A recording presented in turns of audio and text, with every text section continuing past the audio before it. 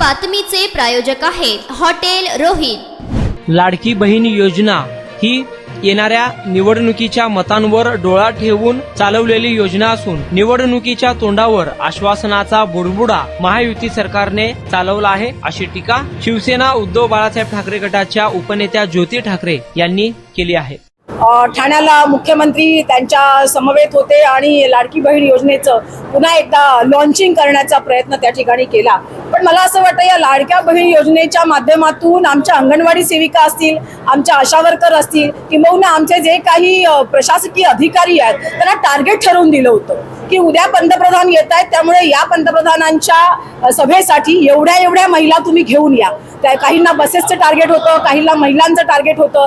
तर मला असं वाटतं की आज म्हणजे ते टार्गेट एका बाजूला 1500 रुपये देत असताना तुम्ही 1500 रुपयाच्या माध्यमातून त्या महिलांना जी सुरक्षितता द्यायला हवी ती मात्र कुठेही देताना केंद्र सरकार आणि राज्य सरकार आम्हाला दिसत नाहीये।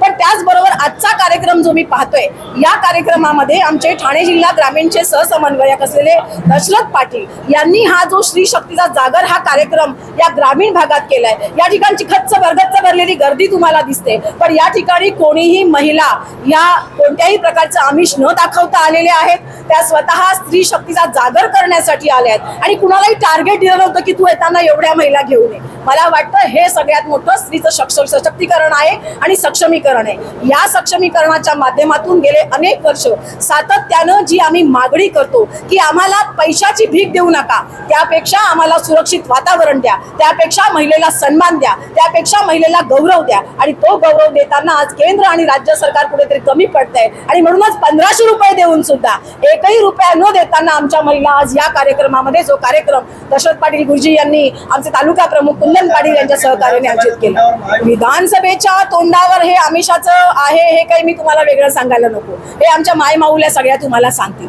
मला वाईट या गोष्टीचं वाटतं की या सरकारला लाडक्या बहिणींची आठवण केवळ निवडणुकीच्या पूर्वी काही महिने यावी।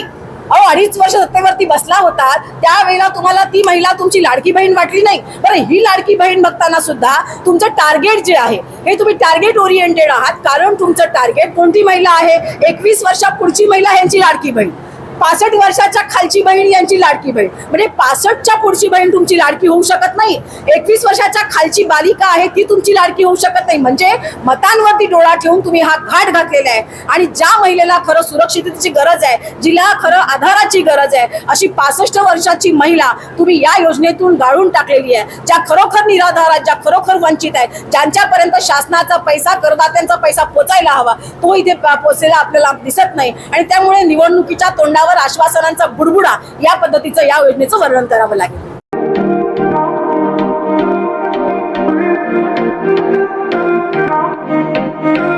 सोलापुरात व्हेज नॉन व्हेज जेवण मिळण्याचं एकमेव ठिकाण हॉटेल रोहित। चवीला टेस्ट, हॉटेल रोहितचे जेवण बेस्ट।